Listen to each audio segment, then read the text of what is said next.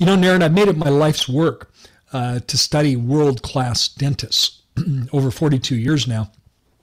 And I've had the privilege of meeting many, many, many world-class dentists with great practices. And yet I realize that today there is an epidemic in our profession. And the epidemic is that most dentists don't have an effective work-life balance. In most cases, that balance tilts heavily on the side of work and much less so on the side of life, you know, when it comes to balance. And there are many dentists that have achieved an almost extreme focus on developing a successful practice at the expense of everything else. And my first kind of exposure to this happened many years ago. Naren, do you remember the author Tom Peters? The author Tom Peters, he wrote a number of New York Times bestsellers. He's considered a wonderful business thought leader today, many years later. But the first best-selling book that he wrote was titled In Search of Excellence. In Search of Excellence. And my personal story on In Search of Excellence is that I had a Sony Walkman cassette recorder. Or cassette player. Remember those Sony Walkman cassette players that you could have earphones with and you could play cassette tapes when you're out and about? This is before the era of digital, And you're probably looking up Walkman. No. I used to have Walkmans in my, I guess, teens, so I know exactly what you mean. Yeah. So I had a Sony, when I would run in college, I ran recreationally at University of Oregon. My physical activity was to run like it is.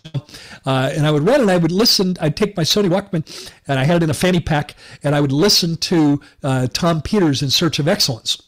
And actually, Naren, I actually wore out those tapes, those cassette tapes, to the point where the tape actually broke after listening to them many times.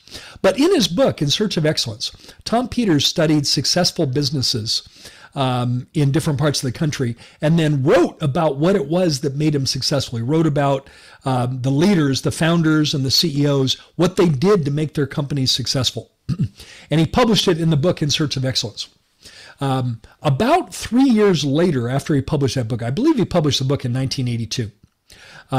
About 3 years later, he went back and looked at these companies from a different lens. And what he discovered was that many of these founders and CEOs had successful companies, but it came at the expense of everything else. At the expense of their marriage, their relationship with their kids, their hobbies, their interests, their personal fitness. And Tom Peters actually wrote after that he felt like the single focused objective of having a successful business actually resulted in these individuals not having a successful life.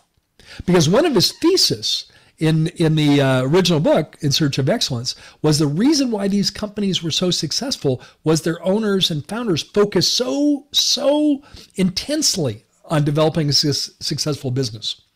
And 3 years later, he wrote, you know what? I've come to discover that that's not success at all. Because if success in your business comes at the expense of everything else, then it's not success at all.